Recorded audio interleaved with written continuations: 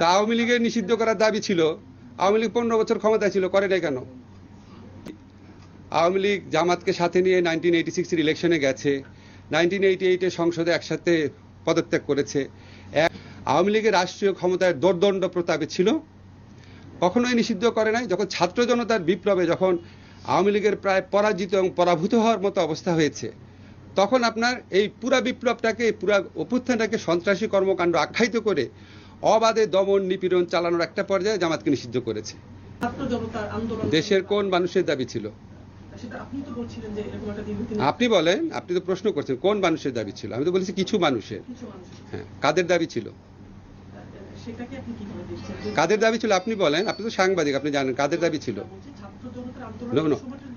না না না, ওই সময়টা বাদ দিয়ে জামাত ইসলামকে আগে নিষিদ্ধ করার দাবিটা কাদের ছিল? কোন দলের ছিল? তা আওয়ামী লীগের নিষিদ্ধ করার দাবি ছিল। আওয়ামী লীগ 15 বছর ক্ষমতায় ছিল, করে নাই কেন? তার মানে তো তাদের বদ মতলব ছিল। 15 বছর তারা ক্ষমতায় ছিল, তারা তাদেরই সহযোগী সংগঠন বিভিন্ন মহল থেকে তারা এই ধরনের দাবি তুলেছে। আবার আমরা অতীতে দেখেছি আওয়ামী লীগ জামাতকে সাথে নিয়ে 1986 ইলেকশনে গেছে, 1988 সংসদে একসাথে পদত্যাগ করেছে। একসাথে পদত্যাগ করার পর একসাথে মতিউর রহমান নিজামী, প্রয়াত মতিউর রহমান নিজামী সাহেবের সাথে আওয়ামী লীগের সভানেত্রী সাংবাদিক সম্মেলন করেছেন। বলেছেন উনি শুধু আওয়ামী লীগের লিডার না, উনি সকল বিরোধী দলের নেতা।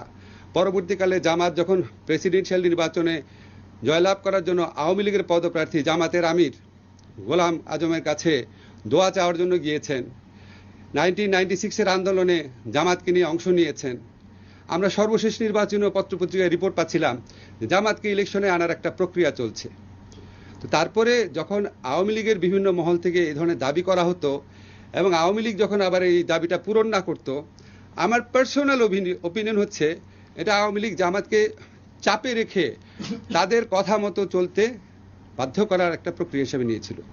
আওয়ামী লীগের রাষ্ট্রীয় ক্ষমতায় দোর্দণ্ড প্রতাপে ছিল, কখনোই নিষিদ্ধ করে নাই। যখন ছাত্র জনতার বিপ্লবে যখন আওয়ামী লীগের প্রায় পরাজিত এবং পরাভূত হওয়ার মতো অবস্থা হয়েছে, তখন আপনার এই পুরা বিপ্লবটাকে, পুরা অভ্যুত্থানটাকে সন্ত্রাসী কর্মকাণ্ড আখ্যায়িত করে অবাধে দমন নিপীড়ন চালানোর একটা পর্যায়ে জামাতকে নিষিদ্ধ করেছে।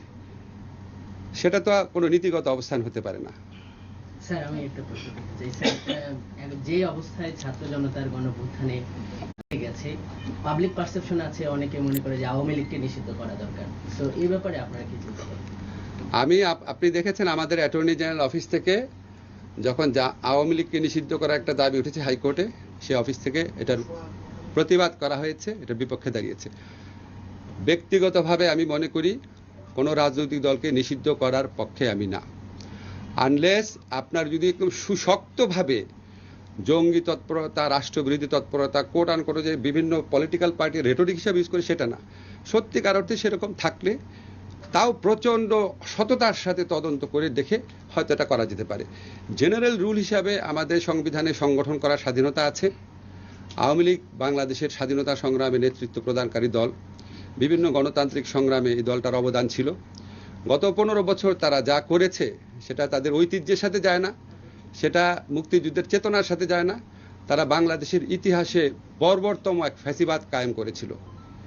এই কর্মকাণ্ডের জন্য ব্যক্তিগত দায় থাকতে পারে, লিডারদের সামষ্টিক দায় থাকতে পারে, বা দল হিসাবে, ব্যক্তিগতভাবে আমি বলছি, দল হিসাবে আওয়ামী লীগ নিষিদ্ধ করা দল হিসাবে মনে হয় না সমীচীন হবে।